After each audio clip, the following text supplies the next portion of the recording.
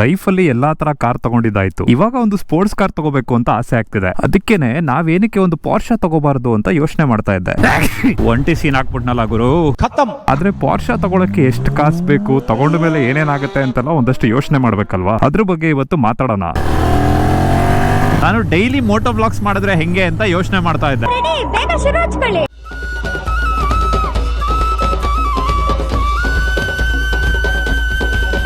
ಪಾರ್ಷಾ ಬಗ್ಗೆ ಮಾತಾಡಕ್ಕೆ ನಾನಿವತ್ತು ನನ್ನ ಡುಕಾಟಿನ ಎತ್ಕೊಂಡು ಹೋಗ್ತಾ ಇದ್ದೀನಿ. ಜನ ಕೇಳಬಾರ್ದಲ್ಲ ಗುರು, ಪಾರ್ಷಾ ತಗೊಳ್ಳೋ ಯೋಗ್ಯತೆ ಇದೆಯಾ ನಿನಗೆ ಅಂತ. ಡುಕಾಟಿ ಇದೆ ಅಂದ್ರೆ ಅರ್ಥ ಆಯ್ತು ಅನ್ಸುತ್ತೆ. ಫಸ್ಟ್ ಫ್ಯೂಯಲ್ ಹಾಕ್ಸೋಣ ಬನ್ನಿ. ಮೈಸೂರಲ್ಲಿ ಮಳೆಗಾಲನ ಬೇಸಿಗೆಗಾಲನ ಗೊತ್ತೇ ಆಗ್ತಿಲ್ವಲ್ಲ ಗುರು. ಮಧ್ಯಾಹ್ನ ಎಲ್ಲ ಕಾದ್ ಹೆಂಚಿರುತ್ತೆ, ರಾತ್ರಿ ಆಯ್ತು ಅಂದ್ರೆ ಬಸ್ಲು ಮನೆ ಆಗ್ಬಿಟ್ಟಿರುತ್ತೆ. ಓ ಹೆಂಗ್ ನುಗ್ಗುತ್ತೆ ಹೇಳಿ ಈ ಗಾಡಿ.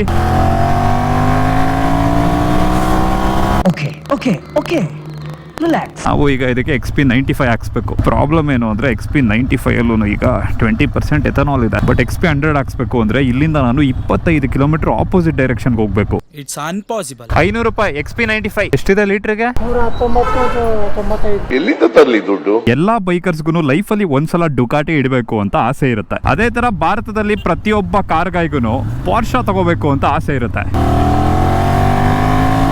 ಡುಕಾಟಿ ಮಾತ್ರ ಹುಚ್ಚು ಕುದುರೆ ಗುರು.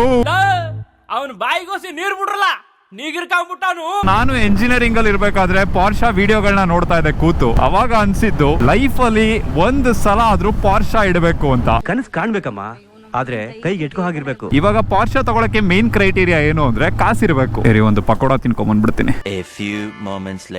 ಆದ್ರೆ ಇವಾಗಿನ ಮಕ್ಕಳಿಗೆ ಮೊಬೈಲ್ ಇಂಟರ್ನೆಟ್ ಎಲ್ಲ ಸಿಕ್ಕಿರೋದ್ರಿಂದ 6-7 ವರ್ಷಕ್ಕೆನೆ ಪಾರ್ಷಾ ಡ್ರೀಮ್ ಶುರು ಆಗ್ಬಿಟ್ಟಿರುತ್ತೆ. ಸೊ ಅಂತ ಮಗು ಲೈಫ್ ಅಲ್ಲಿ ಆಟ ಗೀಟ ಎಲ್ಲ ಪಕ್ಕಕ್ಕಿಟ್ಟು ಕಾರ್ಟೂನ್ಸ್ ಎಲ್ಲ ನೋಡದೆ ಚೆನ್ನಾಗಿ ಓದಿ ಸ್ಕೂಲಲ್ಲಿ ಟಾಪರ್ ಆಗಿ ಕಾಲೇಜಲ್ಲಿ ಟಾಪರ್ ಆಗಿ ಎಂಜಿನಿಯರಿಂಗ್ ಮಾಡಿ ಅದರಲ್ಲಿ ಬಗ್ಸಿ ಓದಿ ಒಂದು ಒಳ್ಳೆ ಕೆಲ್ಸಕ್ಕೆ ಸೇರ್ಕೊಂಡು right out of the college ನಿಮ್ಗೆ ತಿಂಗಳಿಗೆ 2 ಲಕ್ಷ ಸಂಬಳ ಸಿಕ್ತು ಅಂತ ಅನ್ಕೊಳ್ಳಿ. ಇದೆಲ್ಲ ಕಷ್ಟ, ಬಟ್ ಅನ್ಕೊಳ್ಳಿ ಆ 2 ಲಕ್ಷ ರೂಪಾಯಿಲಿ 1 ರೂಪಾಯಿನೂ ಖರ್ಚು ಮಾಡದೆ ಪ್ರತಿ ತಿಂಗಳು 2 ಲಕ್ಷ ಬ್ಯಾಂಕ್ ಹಾಕೊಂಡು ಅದರಿಂದ 6% ಬಡ್ಡಿನೂ ಲೆಕ್ಕ ಹಾಕೊಂಡು 3.5 ಕೋಟಿ ರೂಪಾಯಿ ವರ್ತಷ್ಟು ಒಂದು ಪಾರ್ಷಾನ ತಗೋಬೇಕು ಅಂದ್ರೆ ನಿಮ್ಗೆ 146 ತಿಂಗಳು ಬೇಕು. ಅಂದ್ರೆ 12 ವರ್ಷ 2 ತಿಂಗಳು. ಇಷ್ಟ ಹೇಳಕ್ ಇಷ್ಟಪಡ್ತೀನಿ. ಓಕೆ ಫ್ರೆಂಡ್, ಬಾಯ್. ಇನ್ನ ನಮ್ಮ ದೇಶದಲ್ಲಿ ಆವರೇಜ್ ಸ್ಯಾಲರಿ ಹುಡುಗರುಗಳಿಗೆ ಬರೋದೆಷ್ಟು ಗೊತ್ತಾ? 8ರಿಂದ 10 ಲಕ್ಷ. ಅದನ್ನು ಸುಮಾರು ಎಕ್ಸ್ಪೀರಿಯನ್ಸ್ ಆದ್ಮೇಲೆ ಆ 8ರಿಂದ 10 ಲಕ್ಷದಲ್ಲಿ ಎಜುಕೇಶನ್ ಲೋನ್ ನ ಮುಗಿಸಿ ಅಪ್ಪ ಅಮ್ಮನಿಗೆ ಒಳ್ಳೆ ಹೆಲ್ತ್ ಫೆಸಿಲಿಟಿ ಕೊಡಿಸಿ ಮೆಡಿಸಿನ್ ಕೊಡಿಸಿ ಊಟ ತಿಂಡಿ ಖರ್ಚುಗಳನ್ನ ನೋಡ್ಕೊಂಡು ಡೈಲಿ ಓಡಾಡಕ್ ಆಗುವಂತ ಖರ್ಚುಗಳನ್ನ ಎಲ್ಲ ಕಳೆದು ಹಬ್ಬಬ್ಬಾ ಅಂದ್ರೆ ಏನೊಂದು 20,000 ಉಳಿಸ್ತೀರಾ ತಿಂಗಳಿಗೆ. ಆ ತರ ನೀವು 20,000 ಉಳಿಸ್ಕೊಂಡು 3.5 ಕೋಟಿ ರೂಪಾಯಿ ಪಾರ್ಷಾ ತಗೋಬೇಕು ಅಂದ್ರೆ 1458 ತಿಂಗಳು ಬೇಕು. ಅಂದ್ರೆ 121.5 ವರ್ಷ. ಇದು ಎಲ್ಲಿ ಫೈನಾನ್ಷಿಯಲ್ ಸ್ಟೆಬಿಲಿಟಿನೇ ಸಿಗ್ತಾ ಇಲ್ಲ. ನೀವು ಟಿಕೆಟ್ ತಗೊಂಡು ನಿಮ್ ಮಕ್ಳು ಟಮಟೆ ಓಡಿಸ್ಕೊಂಡು ಅವರ ಮೊಮ್ಮಕ್ಳು ಹಾಸಿಗೆ ಹಿಡಿಯೋ ಟೈಮ್ಗೆ ನಿಮ್ ಮನೆಗೆ ಒಂದು ಪಾರ್ಷಾ ಬಂದಿರುತ್ತೆ. ಅಲ್ಲ, ಬಂದಿದ್ ಸ್ವಲ್ಪ ತಡ ಆಯ್ತಾ ಅಂತ. ಆಯ್ತು, ನೀವು ಲೈಫ್ ಅಲ್ಲಿ ಏನೋ ಹಸಲ್ ಮಾಡಿದ್ರಿ, ಮ್ಯಾಟ್ರಿಕ್ಸ್ ನ ಬ್ರೇಕ್ ಮಾಡಿದ್ರಿ, ಕ್ರೇಜಿ ಆಗಿರುವಂತ ಕೆಲಸ ತಗೊಂಡ್ರಿ, ಬಿಸ್ನೆಸ್ ನ ಸ್ಟಾರ್ಟ್ ಮಾಡಿದ್ರಿ, ಹಂಗೆ 0 ಇಂದ ಪಾರ್ಷಾ ತಗೊಳ್ಳೋ ಲೆವೆಲ್ ಹೋಗ್ಬೇಕು ಅಂದ್ರೆ ಏನಿಲ್ಲ ಅಂದ್ರೂ ನಿಮ್ ಲೈಫ್ ಅಲ್ಲಿ 25ರಿಂದ 30 ವರ್ಷ ಮಿನಿಮಮ್ ಬೇಕು. ಎಲ್ರಿಗೂ 30 ವರ್ಷಕ್ಕೆ ಪಾರ್ಷಾ ತಗೊಳ್ಳೋ ಲಕ್ಕಿರೋದಿಲ್ಲ. ಸೊ 99% ಜನ ಯಾರು ಪಾರ್ಷಾ ಬಗ್ಗೆ ಕನ್ಸ್ ಕಾಣ್ತಾ ಇರ್ತಾರೆ ಅವ್ರ ಲೈಫ್ ಅಲ್ಲಿ ಪಾರ್ಷಾ ಅನ್ನೋದು ಕನ್ಸಾಗೆ ಉಳ್ಕೊಂಡ್ಬಿಟ್ಟಿರುತ್ತೆ. ಕನ್ನಡ ತಾಯಿ ಮಕ್ಕಳೆಲ್ಲ ಎದ್ ಬಂದ್ರಪ್ಪ, ಹೋಗ್ಬಾ. ನಿಮ್ಗೆ ಅನಿಸ್ಬೋದು ನಮ್ಮ ದೇಶದಲ್ಲಿ ಪಾರ್ಷಾ ತಗೊಳ್ಳೋದು ಇಷ್ಟು ಕಷ್ಟ ಆದ್ರೆ ಯಾರ್ ತಾನೇ ತಗೋತಾರೆ ಅಂತ. ಹೋದ್ ವರ್ಷ ಒಂದೇ ವರ್ಷದಲ್ಲಿ 1006 ಪಾರ್ಷಾ ಸೇಲ್ ಆಗಿದೆ. 1006 ಕಾರು ಕಮ್ಮಿ ನಂಬರ್ ಅಂತ ಅನಿಸ್ಬೋದು, ಆದ್ರೆ ಜನ ಬರೀ ಪಾರ್ಷಾ ಮಾತ್ರ ತಗೊಳಲ್ವಲ್ಲ ಗುರು. ಫೆರಾರಿ ತಗೋತಾರೆ, ಲ್ಯಾಂಬರ್ಗಿನಿ ತಗೋತಾರೆ, ಆಸ್ಟನ್ ಮಾರ್ಟಿನ್ ತಗೋತಾರೆ, ಲ್ಯಾಂಡ್ ಕ್ರೂಸರ್ ತಗೋತಾರೆ, ರೋಲ್ಸ್ ರಾಯ್ಸ್ ಗಳನ್ನ ತಗೋತಾರೆ, ಬೆಂಟ್ಲಿ ತಗೋತಾರೆ. ಇದ್ರ ಮಧ್ಯ ಬರೀ 3.5 ಕೋಟಿ ಪಾರ್ಷಾನೆ 1000 ಕಾರ್ಗಳು ಸೇಲ್ ಆಗಿದೆ ಅಂದ್ರೆ ನಮ್ಮ ದೇಶದಲ್ಲಿ ಕಾಸು ಮಾಡೋರು ಎಷ್ಟು ಜನ ಇದಾರೆ ಲೆಕ್ಕ ಹಾಕೊಳ್ಳಿ. ಅವ್ರು ಹೇಳಿದ್ದನ್ನ ಕೇಳಿ ಒಂದು ಕ್ಷಣ ನನ್ನ ಮೈಯೆಲ್ಲ ಕಂಪಿಸ್ತು. ತೊಡೆ ಸುಟ್ಟೋಯ್ತು ಗುರು. ಡುಕಾಟಿ ನಿಮಿಷ ಇರಿ, ಸೈಡ್ಗೆ ಹಾಕ್ತೀನಿ. ನಾನು 3.5 ಕೋಟಿ ಅಂತ ಏನಕ್ಕೆ ಅಂದೆ ಗೊತ್ತಾ ಪಾರ್ಷಾಗೆ? ಇಲ್ಲಿ ನಾನೊಂದು ಕಾನ್ಫಿಗರೇಟರ್ ಅಲ್ಲಿ ಸ್ಪೆಕ್ ಮಾಡಿದೀನಿ ನೋಡಿ. ನಾನ್ ಮಾಡಿರೋ ಸ್ಪೆಕ್ಗೆ 2,87,58,700 ರೂಪಾಯಿ. ಇದು ಆನ್ ರೋಡ್ ಪ್ರೈಸ್ ಅಲ್ಲ, ಇದು ex showroom price. So on road price ಇನ್ನೂ ಜಾಸ್ತಿ ಆಗುತ್ತೆ. ಅದಕ್ಕೆ ಮತ್ತೆ 25% ಟ್ಯಾಕ್ಸ್ ಕಟ್ತೀನಿ ಸರ್. ನೀವ್ ಇವಾಗ ಯೂಟ್ಯೂಬ್ ಅಲ್ಲಿ ಇನ್ಸ್ಟಾಗ್ರಾಮ್ ಅಲ್ಲೆಲ್ಲ ನೋಡ್ತಾ ಇರ್ತೀರಾ, ಜನ ಸೂಪರ್ ಕಾರ್ಗಳನ್ನ ತಗೋತಾ ಇದಾರೆ, ಪಾರ್ಷಾಗಳನ್ನ ತಗೋತಾ ಇದಾರೆ. ಅವ್ರನ್ನ ನೋಡಿದ್ರೆ ನಿಮ್ಗೆ ಉರಿಯುತ್ತಲ್ವಾ?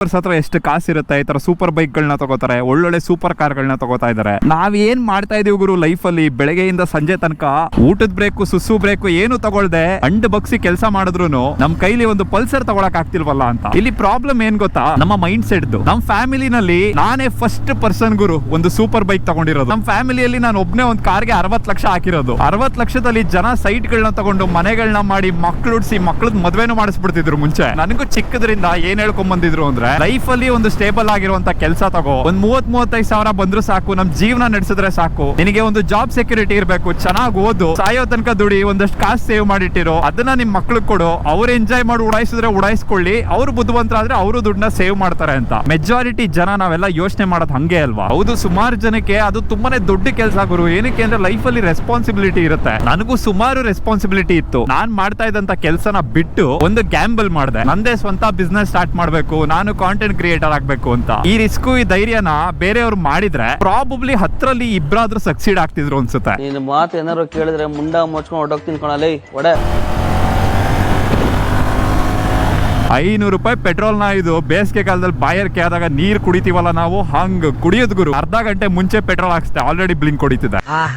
ಎಂತ ಕುಡ್ಕನ್ನು ನನ್ ಗೆಳೆಯನ್ ಮಾಡ್ಕೊಂಬಿಟ್ಟೆ. ನಾನು ಹೇಳ್ತಾ ಇರೋದೆಲ್ಲ ಕೇಳಿದ್ಮೇಲೆ ನಿಮ್ಗೊಂದು ಡೌಟ್ ಬರುತ್ತೆ, ಇಷ್ಟೊಂದೆಲ್ಲ ಬಾಯ್ ಬಡ್ಕೋದಿದ್ಯಾ ನೀನ್, ಇಷ್ಟೊಂದೆಲ್ಲ ರಿಸ್ಕ್ ತಗೊಂಡಿದ್ಯಲ್ಲ, ನಿನ್ನ ಹತ್ರ ಏನಕ್ಕೆ ಪಾರ್ಷ ಇಲ್ಲ ಅಂತ. ನನ್ನ ಹತ್ರ 23 ಗಾಡಿ ಇದೆ, 7 ಕಾರ್ ಇದೆ. ಅದರಲ್ಲಿ ಸುಮಾರು ಗಾಡಿಗಳಿಗೆ ಫ್ಯಾನ್ಸಿ ನಂಬರ್ ಹಾಕ್ಸಿದೀನಿ. ಎಷ್ಟೊಂದು ಕಾರು ಗಾಡಿಗಳಿಗೆ ಅದ್ರ ವ್ಯಾಲ್ಯೂಗಿಂತ ಜಾಸ್ತಿ ಮಾಡಿಫಿಕೇಶನ್ ಗೆ ಖರ್ಚು ಮಾಡಿದೀನಿ. ನಾನು ತಗೊಂಡಿರೋ ವಾಚ್ಗಳು, ನಾನು ತಗೊಂಡಿರೋ ಕ್ಯಾಮೆರಾಗಳು, ನಾನು ತಗೊಂಡಿರೋ ಕೂಲಿಂಗ್ ಗ್ಲಾಸ್ಗಳು, ನಾನು ತಗೊಂಡಿರೋ ಬಟ್ಟೆಗಳು, ನಾನು ತಗೊಂಡಿರೋ ಶೂಗಳು, ಇದನ್ನೆಲ್ಲ ಒಂದ್ ಕಡೆ ಹಾಕಿದ್ರೆ ಅರ್ಥವಾಯಿತು ಬಿಡಿ. ಆದ್ರೂನು ನಾನ್ ಏನಕ್ಕೆ ಇನ್ನು ಪಾರ್ಷ ತಗೊಂಡಿಲ್ಲ ಅಂದ್ರೆ, ಪಾರ್ಷ ತಗೊಳ್ಳೋದು ದೊಡ್ಡ ವಿಷಯ ಅಲ್ಲ ಗುರು, ಪಾರ್ಷನ ತಗೊಂಡು ಮೇಂಟೈನ್ ಮಾಡೋದು ದೊಡ್ಡ ವಿಷಯ. ಇವಾಗ ಏನು 3.5 ಕೋಟಿ ನಾನು ಹೇಳ್ದೆ ಪಾರ್ಷಾಗೆ, ಅದ್ರ ಕಾಸ್ಟ್ ಬಂದು 80ರಿಂದ 90 ಲಕ್ಷ ಅಷ್ಟೇ. ಅದ್ರ ಮೇಲೆ ಇನ್ಕಮ್ ಟ್ಯಾಕ್ಸ್ ಇದೆ, ಎಜುಕೇಶನಲ್ ಸೆಸ್ ಇದೆ, ಸೆಕೆಂಡರಿ ಎಜುಕೇಶನಲ್ ಸೆಸ್ ಇದೆ, ಇದ್ರ ಮೇಲೆ ರೋಡ್ ಟ್ಯಾಕ್ಸ್ ಬರುತ್ತೆ. ಅಷ್ಟೆಲ್ಲ ರೋಡ್ ಟ್ಯಾಕ್ಸ್ ಕಟ್ಟಿದ್ರು ನಮ್ ದೇಶದಲ್ಲಿ ಓಡಾಡ್ಸಕ್ಕೆ ರೋಡ್ಗಳು ಚೆನ್ನಾಗಿದ್ಯಾ? ದರಿದ್ರವಾಗಿದೆ. ನೀವೇನಾದ್ರೂ ಪಾರ್ಷನ ತಗೋತೀರಾ ಅಂದ್ರೆ ನಮ್ ದೇಶದ ರೋಡ್ಗಳಲ್ಲಿ ಓಡಾಡ್ಸಕ್ಕೆ ಫ್ರಂಟ್ ಲಿಫ್ಟ್ ಕಿಟ್ ನ ಹಾಕ್ಸ್ಬೇಕು. ಎಕ್ಸ್ಟ್ರಾ 5 ಲಕ್ಷ ಆಪ್ಷನಲ್ ಎಕ್ಸ್ಟ್ರಾ ಹಾಕೊಂಡು ಹೋಗ್ತಾ ಇದ್ರೆ 5 ಕೋಟಿ 5.5 ಕೋಟಿ ಆಗ್ಬಿಡುದು ಗುರು ಕಾರು. ಆ ತರ ಓಡಿಸ್ಬೇಕಾದ್ರೆ ರೋಡಲ್ಲಿ ಏನೋ ಒಂದ್ ಸಣ್ಣ ಪುಟ್ಟ ಆಕ್ಸಿಡೆಂಟ್ ಆಯ್ತು, ಅದಕ್ಕೆ ಇನ್ಶೂರೆನ್ಸ್ ಬೇಡವಾ? 1 ವರ್ಷಕ್ಕೆ 15 ಲಕ್ಷ ಇನ್ಶೂರೆನ್ಸ್ ಬರುತ್ತೆ ಪಾರ್ಷಾಗೆ. ಈಗೂ ಉಂಟಾ? ಈಗೂ ಸಾಧ್ಯನಾ? ಕಾರ್ಗೆ ಹಾಕಕ್ಕೆ ಪೆಟ್ರೋಲ್ ಇದೆಯಾ ಕರೆಕ್ಟ್ ಆಗಿ? XP100 ಅಲ್ಲೂ ಸ್ವಲ್ಪ ದಿವಸಕ್ಕೆ ಮಿಕ್ಸಿಂಗ್ ಬರುತ್ತೆ. ಜೀವನನೇ ಬೇಜಾರಾಗ್ಬಿಡುತ್ತೆ. ಕಾರ್ ಕಂಪ್ನಿ ಅವರು ರೆಕಮೆಂಡ್ ಮಾಡಿರುವಂತ ಫ್ಯೂಲ್ ನಮ್ ದೇಶದಲ್ಲಿ ಇಲ್ಲ. ಈ ತರ ಕೆಟ್ಟ ಫ್ಯೂಲ್ ನಾವ್ ಹಾಕೊಂಡು ಗಾಡಿನ ಓಡಿಸಿದ್ರೆ ಅದು ಉಳಿಯುತ್ತಾ? 35-40 ವರ್ಷ ನಾವು ಕಷ್ಟಪಟ್ಟು ಜೀವನದಲ್ಲಿ ಎಲ್ಲಾನು ತ್ಯಾಗ ಮಾಡಿ ಒಂದು ಪಾರ್ಷ ತಗೊಂಡು ಅದನ್ನ ನೆಮ್ಮದಿಯಾಗಿ ಓಡ್ಸಕ್ಕೂ ಆಗಲ್ವಲ್ಲ. ತುಂಬಾ ಎಮೋಷನಲ್ ಆಗ್ಬಿಟ್ಟೆ ಗುರು, ಗಾಡಿ ಓಡ್ಸಕ್ಕೆ ಆಯ್ತಾ ಇಲ್ಲ, ಕಣ್ಣೀರ್ ಬರ್ತಾ ಇಲ್ಲ, ಬೇರೆ ಕಡೆಯಿಂದ ನೀರು ಬರ್ತಿದೆ. ಇರಿ ಒಂಚೂರು ಟ್ಯಾಂಕ್ ಖಾಲಿ ಮಾಡ್ಕೊಂಡ್ ಬರ್ತೀನಿ. 5 ಕೋಟಿ ಕೊಟ್ಟು ಪಾರ್ಷ ತಗೊಂಡ್ರು ಇಂಥ ಸುಖ ಸಿಗಲ್ವಲ್ಲ ಗುರು. No comments. ಈ ಗಾಡಿನಲ್ಲಿ E5 ಅಥವಾ E10 ಪೆಟ್ರೋಲ್ ಹಾಕ್ಸ್ಬೇಕು, E20 ಹಾಕ್ಸಕ್ ಆಗೋದಿಲ್ಲ. ಆದ್ರೆ ಇವಾಗ ನಿತಿನ್ ಗಡಾರಿ ಹೇಳ್ತಾ ಇರೋದೇನು ಅಂದ್ರೆ E30 ತರ್ತೀನಿ, E85 ತರ್ತೀನಿ ಅಂತ. E20 ಪೆಟ್ರೋಲ್ ಏನಕ್ಕೆ ಬಂತು ಅಂತ ಈ ವಿಡಿಯೋದಲ್ಲಿ ನಾನು ಕಂಪ್ಲೀಟ್ एक्सप्लेन ಮಾಡಿದ್ದೀನಿ ನೋಡಿ. Nikhil Gadkari can agro industries चला रहे हैं. 2024 के पहले क्वार्टर में उनकी कंपनी का रेवेन्यू सिर्फ 17 करोड़ था और 2025 के दूसरे क्वार्टर तक आते आते 500 करोड़ क्रॉस कर गया. उनके छोटे बेटे सरंग गडकरी ऑपरेट कर रहे हैं मनस एग्रो, जो शुगर और एथेनॉल दोनों बनाती है. ಇದನ್ನ ನೋಡಿದ್ಮೇಲೆ ನಿಮ್ಗೆ ಅರ್ಥ ಆಯ್ತು ಅನ್ಸುತ್ತೆ, ನಿತಿನ್ ಗಡಾರಿ ಕೆಲಸನೆಲ್ಲ ಮೇನ್ ಮಾಡ್ತಾ ಇರೋದು ಅವ್ರ ಮಕ್ಕಳಿಗೋಸ್ಕರ ಅಂತ. ನಮ್ಮೂರ್ ಕಡೆ ಒಂದ್ ಮಾತಿದೆ, ಯಾವನಾದ್ರೂ ಏನಾದ್ರೂ ಕಂತ್ರಿ ಕೆಲಸ ಮಾಡಿದ್ರೆ ನೀನ್ ಒಬ್ಬಪ್ಪನ್ ಹುಟ್ಟಿದ್ಯಾ ಇಲ್ಲ ಊರವ್ರಿಗೆಲ್ಲ ಹುಟ್ಟಿದ್ಯಾ ಅಂತ ಕೇಳ್ತಾರೆ. ಪ್ರಾಬಬ್ಲಿ ಗಡಾರಿ ಮಕ್ಕಳಿಗೆ ಇದು ಸೂಟ್ ಆಗುತ್ತೆ ಅನ್ಸುತ್ತೆ. ಏನಕ್ಕೆ ಅಂದ್ರೆ ಅವ್ರ ಮಕ್ಕಳನ್ನ ಅಪ್ಪ ಸಾಕ್ತಾ ಇಲ್ಲ, ನಾವೆಲ್ಲ ಸೇರ್ ಸಾಕ್ತಾ ಇದೀವಿ. ನನ್ ಮಗನೇ ನಿನ್ ಗಡಾರಿ ನಿನ್ಗೆ. ಇನ್ನ ನಮ್ಮ ಗೌರ್ಮೆಂಟ್ ಅವರು ನಮಗೋಸ್ಕರ ಕೊಟ್ಟಿರುವಂತ ವ್ಯವಸ್ಥೆಗಳನ್ನ ನೋಡಿದ್ರೆ ಸುಂದರವಾದ ಜೀವನನ ಏನ್ ಕಟ್ಕೊಡ್ತಾ ಇದಾರೆ ಅದ್ರ ಬಗ್ಗೆ ಮಾತಾಡೋದಾದ್ರೆ, ಡಾಲರ್ ರೇಟ್ ಹತ್ರ 100 ರೂಪಾಯಿ ಆಗ್ಬಿಡಿತ್ತು. ಅವಾಗ ನಮ್ಮಂತ ಯೂಟ್ಯೂಬರ್ಸ್ಗೆಲ್ಲ ಖುಷಿ, ಏನಕ್ಕೆ ಅಂದ್ರೆ ನಮ್ಗೆ ಡಾಲರ್ಸ್ ಅಲ್ಲಿ ಕಾಸು ಬರುತ್ತೆ, ಜೊತೆಗೆ ಎಲ್ಲಾ ಐಟಮ್ಗಳದ್ದು ರೇಟ್ ಜಾಸ್ತಿ ಆಗಿದೆಯಲ್ಲ ಗುರು, ಅದು ಅಲ್ಲಿದಲ್ಲೇ ಬ್ಯಾಲೆನ್ಸ್ ಆಗುತ್ತೆ. ಆದ್ರೆ ನಮ್ಮ ದೇಶದಲ್ಲೇ ದುಡ್ದು ನಮ್ಮ ದೇಶದ ರುಪೀಸ್ ಅಲ್ಲೇನೆ ಸಂಬಳ ತಗೋತಾ ಇರೋರಿಗೆ ಎಷ್ಟು ಹೊಡ್ತಾ ಬೀಳುತ್ತಲ್ವಾ? ಡೈಲಿ ಯೂಸ್ ಮಾಡುವಂತ ಐಟಮ್ಗಳ ರೇಟ್ ಜಾಸ್ತಿ ಆದ್ಮೇಲೆ, ಪೆಟ್ರೋಲ್ ರೇಟ್ ಜಾಸ್ತಿ ಆದ್ಮೇಲೆ ಜನರ ಸಂಬಳ ಏನಾದ್ರು ಜಾಸ್ತಿ ಆಗಿದ್ಯಾ? ಇಲ್ಲ, ಚಾನ್ಸೇ ಇಲ್ಲ, ನೋ ವೇ. ನಮ್ಮ ದೇಶದಲ್ಲಿ ಮೇಜರ್ ಆಗಿ ಪಾರ್ಷ ಇಟ್ಟಿರೋರು ಯಾರು ಅಂದ್ರೆ ಈ ತರ ಪೊಲಿಟಿಷಿಯನ್ಸ್ ಮಕ್ಕಳು, ಇಲ್ಲ ಈ ತರ ಪೊಲಿಟಿಷಿಯನ್ಸ್ ಗಳಿಗೆ ಫಂಡ್ ಕೊಡುವಂತ ಬಿಸ್ನೆಸ್ ಮೆನ್ ಮಕ್ಕಳು. ಆಯ್ತಪ್ಪ, ನಾವೆಲ್ಲ ರೈತರ ಮಕ್ಕಳು, ಟೀಚರ್ ಮಕ್ಕಳು, ನಾಳೆ ಹೆಂಗೋ ಮಾಡಿ ಪಾರ್ಷ ತಗೋತೀವಿ ಅಂದ್ರೂ ಅದನ್ನ ನಮ್ಮ ದೇಶದಲ್ಲಂತೂ ಜಾಸ್ತಿ ದಿನ ಓಡಾಡ್ಸಕ್ ಆಗೋದಿಲ್ಲ. ಮನೆಯಲ್ಲಿ ಒಂದು ಶೋ ಪೀಸ್ ತರ ಇಟ್ಕೋಬೇಕಷ್ಟೇ, ಇಲ್ಲ ಸತ್ ಮೇಲೆ ಸಮಾಧಿ ಪಕ್ಕ ನಿಲ್ಲಿಸ್ಬೇಕಷ್ಟೇ. ಪಾರ್ಷ ತಗೊಳಕೋಸ್ಕರ ಜೀವನನೇ ಮುಡಿಪಾಗಿಟ್ಟ, ಪಾರ್ಷ ತಗೊಂಡ್ಮೇಲೆ ಜೀವನೇ ಬಿಟ್ಟ ಅಂತ. ಎಲ್ರೂ 10 ಸೆಕೆಂಡ್ ಮೌನಾಚರಣೆ ಮಾಡೋಣ. ಅದಕ್ಕೋಸ್ಕರ ತುಂಬಾ ತಲೆ ಇರೋರು, ಓದಿರೋರು ಈ ದೇಶನ ಬಿಟ್ಟು ಬೇರೆ ದೇಶಕ್ಕೆ ಹೋಗಿ ಅಲ್ಲಿನ ದೇಶಗಳನ್ನ ಉದ್ಧಾರ ಮಾಡ್ತಾ ಇದ್ದಾರೆ. ಇವಾಗ ಬೇರೆ ದೇಶಕ್ಕೆ ಹೋಗೋರ್ ಸಂಖ್ಯೆನೂ ಜಾಸ್ತಿ ಆಗ್ಬಿಟ್ಟಿದೆ. ಆ ದೇಶದವರು ಇವಾಗ ಪ್ರೊಟೆಸ್ಟ್ ಮಾಡ್ತಾ ಇದ್ದಾರೆ. ನಾವ್ ಹೆಂಗೆ ಬ್ರಿಟಿಷ್ ಅವ್ರಿಗೆ ಭಾರತ ಬಿಟ್ಟು ತೊಲಗಿ ಅಂತ ಹೇಳಿದ್ವಿ, ಆ ತರ ಬೇರೆ ದೇಶದವರು ಭಾರತೀಯರೇ ನಮ್ ದೇಶ ಬಿಟ್ಟು ತೊಲಗಿ ಅಂತ ಗಲಾಟೆ ಮಾಡ್ತಾ ಇದ್ದಾರೆ. ನಾವೇನೋ ಎಲೆಕ್ಷನ್ ಅಲ್ಲಿ ವೋಟ್ಗೋಸ್ಕರ ಪಕ್ಕದ ಬಾಂಗ್ಲಾದೇಶ ಅವ್ರನ್ನೆಲ್ಲ ನಮ್ ದೇಶದವರು ಅಂತ ಹೇಳ್ಕೊಂಡು ಓಡಾಡ್ತೀವಿ. ಆ ಕೆಲ್ಸನ ಬೇರೆ ದೇಶದವ್ರು ಮಾಡೋದಿಲ್ಲ ಗುರು. ಎಲ್ಲ ಒಂಥರ ಗುಟ್ಟಿನಲ್ಲಿ ನಡೆಯೋ ವಿಚಾರ, ಇದನ್ನ ಯಾರಿಗೂ ಹೇಳ್ಬೇಡಿ. ಈ ತರ ದೇಶದಲ್ಲಿ ಆಗ್ತಿರೋಂತ ಪ್ರಾಬ್ಲಮ್ ನ ಕ್ವೆಶ್ಚನ್ ಮಾಡೋರು, ದೇಶನ ಉದ್ಧಾರ ಮಾಡ್ಬೇಕಾಗಿರೋರು, ಒಳ್ಳೊಳ್ಳೆ ಡಾಕ್ಟರ್ಗಳು, ಒಳ್ಳೊಳ್ಳೆ ಇಂಜಿನಿಯರ್ಸ್, ಸೈಂಟಿಸ್ಟ್ ಗಳೆಲ್ಲ ಬೇರೆ ದೇಶಕ್ಕೆ ಹೋಗಿ ಸೆಟ್ಲ್ ಆಗ್ತಾ ಇದಾರೆ ಅಂತ ನಮ್ಮ ದೇಶದವರು ಬೈಯಕ್ ಶುರು ಮಾಡ್ತಾರೆ. ಹುಟ್ಟಿದ್ದಿಲ್ಲಿ, ತಿಂದಿದ್ದಿಲ್ಲಿ, ಹೇತಿದ್ದಿಲ್ಲಿ, ಬೆಳೆದಿದ್ದಿಲ್ಲಿ, ಬೇರೆ ದೇಶನ ಉದ್ಧಾರ ಮಾಡಕ್ ಹೋಗ್ತಾ ಇದೀರಲ್ಲ, ನಿಮ್ಗೆ ನಾಚಿಕೆ ಆಗೋದಿಲ್ವಾ ಅಂತ ನಾನು ನಿಮಗೆಲ್ಲ ಒಂದು ಕ್ವೆಶ್ಚನ್ ಕೇಳ್ತೀನಿ.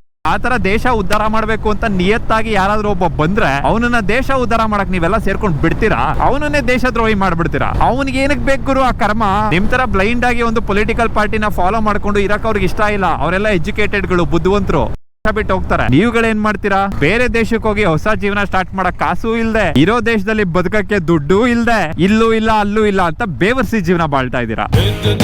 ಹೇಳು ನಾನು ಬುದ್ಧಿ ಇದ್ರೆ ನನ್ನ ಫ್ಯಾನ್ ನಾನೊಬ್ಬನೇ ನಮ್ಮ ಹತ್ರ ಇವಾಗ V twin, L twin, parallel twin, ಎಲ್ಲಾ ಟ್ವಿನ್ ಇದೆಯಲ್ಲ ಗುರು. ಆದ್ರೆ ನಮ್ಮ ಹತ್ರ ಇರುವಂತ ಬೆಸ್ಟ್ ಟ್ವಿನ್ ಯಾವ್ದು ಗೊತ್ತಾ? ಅದು ಧೀರ, ಅದು ಶೂರ. ನಮ್ಮನೆಗೆ ಪಾರ್ಷ ಬರಕ್ಕೆ ಇನ್ನೂ ಟೈಮ್ ಆಗುತ್ತೆ. ಅದಕ್ಕಿಂತ ಮುಂಚೆ ಇಲ್ಲಿ ಇನ್ನೊಂದು ಡ್ರೀಮ್ ಬಂದಿದೆ ನೋಡಿ, PlayStation 5.